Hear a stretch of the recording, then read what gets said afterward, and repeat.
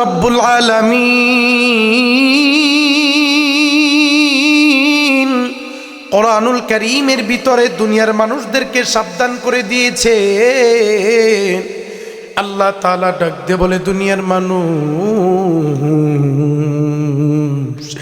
ইন্না শিরকা লা যুলমুন আযীম। এরে বাবাজি,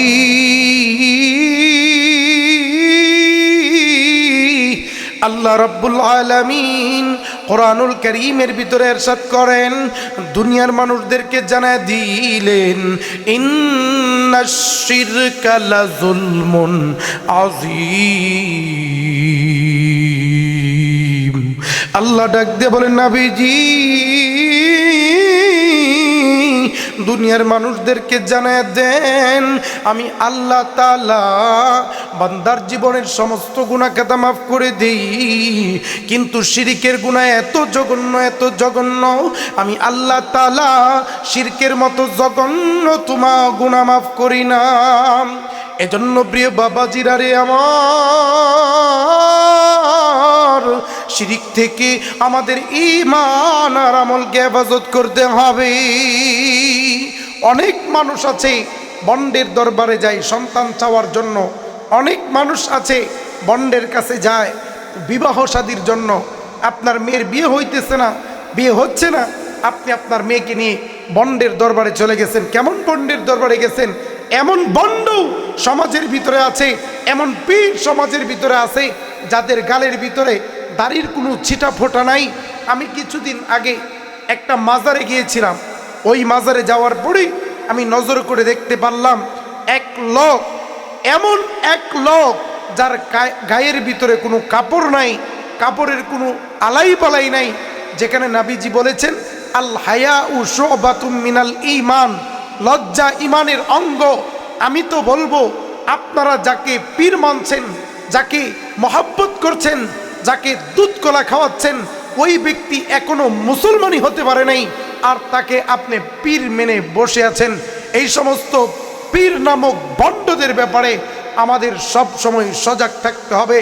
সম্মানিত ভাইরা আমার, আল্লাহ রাব্বুল আলামিন কোরআনুল কারীমের ভিতরে ইরশাদ করেন, নবীজি তামাম দুনিয়ার মানুষদেরকে জানায় দেন, আল্লাহ বলেন, আয়াহসাবুল ইনসানু আইয়ুতরাকা সুদা।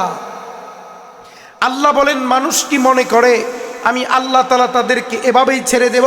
আল্লাহ স্বয়ং নিজে বলেন, না, আমি কখনো তাদেরকে এইভাবে ছেড়ে দেব না, বরং পঙ্খানুভাবে হিসাব নিয়ে চুলচেরা বিশ্লেষণ করে তারপর সে যদি জান্নাতি হয় তাকে জান্নাতে দিব, আর যদি জাহান্নামী হয় তাকে জাহান্নামের ভিতরে দেব। এজন্য সম্মানিত ভাইয়ের আমার, আপনার ঈমান, আমার ঈমান আমাকেই হেফাজত করতে হবে, আমার ঈমান আর কেউ হেফাজত করে দিবে না। এজন্য প্রিয় বাজানেরা, এই বীরগিরি আর মাজারগিরি গোটা দেশ ভরে চলছে। বাংলাদেশে পীরের ব্যবসা এমন ব্যবসা, যে ব্যক্তি পীর হতে পারে তার কাছে কোটি কোটি টাকার হাদিয়া আসে, তুহফা আসে। কিন্তু ভাইরা মনে রাখতে হবে, পীর যারা যারা আসলেও হক্কানে পীর, আমাদের কথা তাদের বিরুদ্ধে নয়, বরং আমাদের কথা ওই সমস্ত পীরদের বিরুদ্ধে যারা নিজের নামের আগে পীর লেখে বন্ডামি করে। এই বাংলাদেশে হাজার হাজার এমনও পীর আছে, যেই পীরে আমি একটা সংবাদ দেখেছি কিছুদিন আগে, ওই নরসিংদীর ভিতরে একজন পাগল আছে, যেই পাগলের নাম বাদল শাহ। এই বাদল শাহ বছরে মাত্র 2 বার গোসল করে, এর বেশি গোসল করে না। ওই গোসলের পানি তার মুরিদানগুলো পান করে। কিসের জন্য? এই পানি পান করলে নাকি তাদের রোগ বালা মুসিবত দূর হয়ে যাবে, সংসারের ভিতরে নাকি আয় উন্নতি আসবে। এই বিশ্বাস যার অন্তরের ভিতরে থাকবে, আমি বলবো তার অন্তরে ঈমানের কোনো ছিটা ফুটাও থাকতে পারে না। এজন্য প্রিয় বাজারেরা আমার, আপনাদের পায়ে ধরে বলবো, এই সমস্ত বন্ডদের থেকে আমাদেরকে সাবধান হতে হবে। পীরগিরি আর মাজারগিরি চলছে দেশটা জুড়িয়া, বন্ড বাবার বন্ডমিতে দেশটা গেছে বড়িয়া। পীরগিরি আর মাজারগিরি চলছে দেশটা জুড়িয়া, বন্ড বাবার বন্ডমিতে দেশটা গেছে বড়িয়া। গাজার কুলকে টান মারিয়া, গাজার কুলকে টান মারিয়া শোনাই খাজার শান। ওরা বন্ড মুসলমান, ওরা বন্ড মুসলমান, ওরা বন্ড মুসলমান, ওরা বন্ড মুসলমান। এরা বাবাজি কেন ওদেরকে বড্ড মুসলমান বললাম তার একটা বাস্তব উদাহরণ আমি আপনাদেরকে দেই। কিছুদিন আগে আমাকে আমার এক মুসল্লি বলল, হুজুর চলেন একটা মাজারে আপনাকে দেখায় নিয়ে আসি। আমি আমার মুসল্লির সাথে চলে গেলাম। চলে যাওয়ার পর আমি গিয়া দেখলাম এমন এক পীর বসে আছি, তার পাশে ৩-৪ জন নারীও বসে আছে। মাগার পীরের গালের ভিতরে কোনো দাড়ি নাই। শুধু এখানে সীমাবদ্ধ নয় রে বাবাজি, এশার আজান মসজিদের মাইকে হয় কিন্তু পীর নামাজে যাই না। আমি নিজে দেখেছি এশার আজান মসজিদের মাইকে হচ্ছে কিন্তু মাগার পীর সাহেব নামাজ পড়ে না। এমন পীরের পিছনেও বাংলাদেশের কিছু আহাম্মক মুসলমান ঘুরে। এরা দেখেন কত সুন্দর করে গান গায়। এরা এমন এমন গান গায় যেই গানগুলো সম্পূর্ণরূপে শিরিক। দেখেন তারা কি গান গায়, বলে কিরামান কাতিবিন রোজ হাশরের দিন আল্লাহর দরবারে যদি করে অভিযোগ, ও আমি বলবো দুনিয়ায় ছিলাম ল্যাংটা বাবার লোক, আমি বলবো দুনিয়ায় ছিলাম তাল্লাহ বাবার লোক, ও আমি বলবো দুনিয়ায় ছিলাম গাজা বাবার লোক। এজন্য যদি মুসলমান মরার পরে কিরামান কাতিবিন আপনার কবরের ভিতরে আসে বাবাজি, আর আপনি বলেন আপনি ল্যাংটার লোক, আপনি তালার লোক, আপনি জটার লোক, ফেরেশতারা জুতা দিয়া পিটায় বলবো ওরে কুলাঙ্গারের দল জাহান্নামে ঢোক। এজন্য বাবাজি আমি তাদের এই গানটা কি আমি সুন্দর ভাষায় মুসলমানের ভাষায় আমি লিখেছিলাম। দেখেন কত সুন্দরভাবে ওরা যদি এইভাবে গানটা না গায়া এইভাবে গাইতো, কিরামান কাতিবিন রোজ হাশরের দিন আল্লাহর দরবারে যদি করে অভিযোগ, আমি বলবো দুনিয়ায় ছিলাম আমি নবী মুহাম্মদের লোক, আমি বলবো দুনিয়ায় ছিলাম মুহাম্মদের লোক। আমার আল্লাহর ফেরেশতারা সেদিন বলবে বান্দারি যা যা যা যা তুই জান্নাতের ভিতরে ঢোক। কিন্তু যদি আরে বন্ধু মরার পর আপনি বলেন আমি ল্যাংটার লোক, আমি খাজার লোক, ফেরেশতারা জুতা পিটাইয়া তারপর জাহান্নামে ঢুকাবে। শুধু এই গানের ভিতরে সীমাবদ্ধ নই, আরো এমন কিছু গান এই বন্ডের দলেরা গায় যেই গানগুলো গাইলে ঈমান থাকে না, ঈমান নষ্ট হয়ে যায়। কিছুদিন আগে বাংলাদেশের সবচেয়ে তাদের লেভেলের ফেমাস একজন বক্তা, নাম তার গিয়াসউদ্দিন আত্মাহেরি। আরে বাবাজি এই গিয়াসউদ্দিন আত্মাহেরি সে একটা গান গাইল। বলে গানটা কি? বলে আল্লাহর দন রাসূলকে দিয়া গেলেন আল্লাহ গায়েব হইয়া, রাসূলের ধন খাজাই পাইয়া শুইয়া আছেন আজমিরে, কেউ ফিরে না খালি হাতে বাবারি তোর দরবারে। আরে বাবাজি কোন মুমিন মুসলমান যদি এমন গান গাই আমি বলবো ওই ব্যক্তির ঈমান সঙ্গে সঙ্গে চলে যায়। কেন কেন কেন?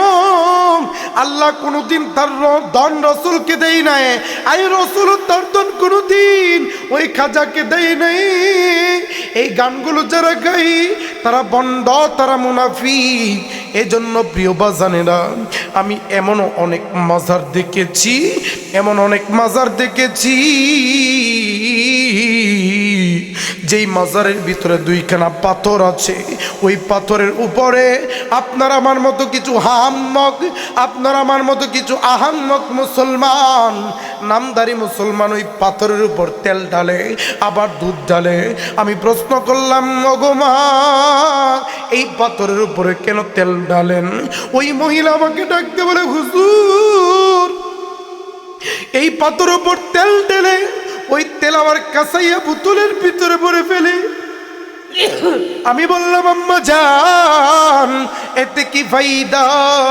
বলে, হুজুর গো, এই তেল যদি গায়ের ভিতরে লাগায় সঙ্গে সঙ্গে শরীরের সব রোগ বালা হয়ে যায়, নাউজুবিল্লাহ। এজন্য আমি আমার মাকে বলবো, বাবাকে বলবো, মা গো, ঈমান যদি নষ্ট হয়ে যায় জাহান্নামের আগুন আপনার উপর ওয়াজিব হয়ে যাবে।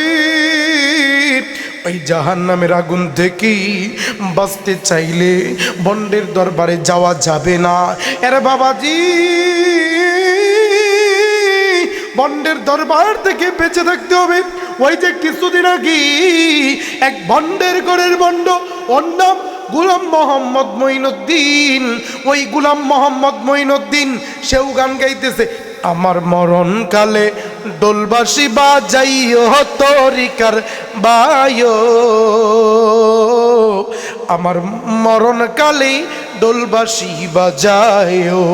কালেমা কালাম ভাই কোনো কিছুর দরকার নাই, কলেমা কালাম ভাই কোনো কিছুর দরকার নাই, কাজার নামটা কানে কানে কইও তরিকার বায়ো,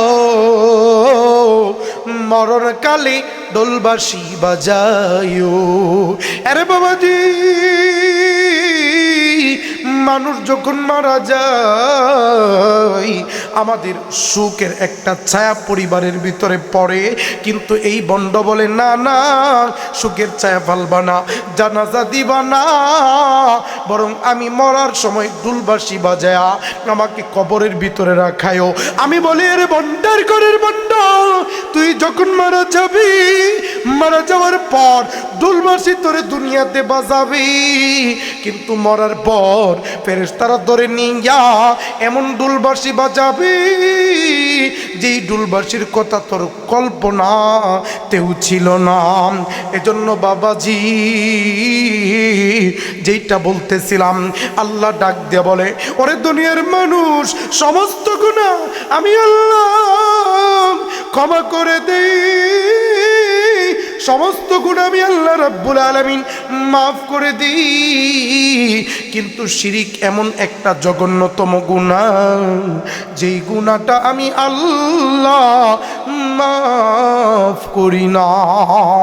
এজন্য প্রিয় বাজানেরা, যেই পীর সাহেবের কাছে আপনি যান, যেই বাবার কাছে আপনি যান, ওই বাবা এমন এক বাবা, ওই বাবা নামাজ পড়ে না, সে রোজা করে না, সে পর্দা করে না, সে সহি শুদ্ধভাবে কোরআনুল কারীমের তেলাওয়াত করতে পারে না। এই বাবার কাছে আপনি গিয়ে আপনি আপনার ঈমান আমল সব কিছু নষ্ট করেছেন। আমি আমার জীবনে এমনও বাবা দেখেছি, এমনও বন্ডপীর দেখেছি, যেই বন্ডপীরগুলো ভক্তদের সামনে, মুরিদের সামনে ওপেন সিগারেট খাই, ওপেন গাঁজা খাই, ওপেন ইয়াবা খাই, ওপেনই খারাপ কাজ করে, কিন্তু তারাও নাকি একটা তরিকার বীর। এজন্য প্রিয় বাজানেরা, আমাদের কথাগুলো অলি আউলিয়াদের বিরুদ্ধে নয়, আমাদের কথাগুলো আল্লাহওয়ালাদের বিরুদ্ধে নয়, বরং আমাদের কথাগুলো হচ্ছে ওই সমস্ত বন্ডদের জন্য যারা ইসলামের নাম বিক্রি করে, যারা মুসলমানের নাম বিক্রি করে, যারা পীর সাহেবদের নাম বিক্রি করে, বাংলার জমিনে বন্ডামি করে। এজন্য প্রিয় ভাইরা, এই সমস্ত বন্ডদের থেকে আমাদের বেঁচে থাকতে হবে। আমাদের নেক্সট জেনারেশন যারা আছে, আমাদের ছেলে মেয়ে, তাদেরকেও বাঁচিয়ে রাখতে হবে। কিছুদিন আগে এক মহিলা আমার মসজিদের ভিতরে আসলো, আসার পরে বলল, হুজুর আমি মান্নত করেছি। আমি বললাম, কোথায় মান্নত করেছেন? বলে, ল্যাংটার দরবারে। আমি বলেছি, ওই ল্যাংটার দরবারে আপনি কেন মান্নত করলেন? বলে, হুজুর ল্যাংটার দরবারে মান্নত করলে রোগ দূর হয়ে যায়। নাউজুবিল্লাহ। একবার চিন্তা করে দেখো মুসলমান, যেই ল্যাংটার কাছে শরীয়তের কোনো ছিটাফুটা নাই, যেই ল্যাংটা শরীয়ত বুঝে না, যেই ল্যাংটা নিজেই আল্লাহকে চিনে না, ওই ল্যাংটার কাছে আপনি যদি যান আপনার ঈমান নষ্ট হবে, আমল নষ্ট হবে, জীবন নষ্ট হবে, তাছাড়া কোনো কিছুই হতে পারে না।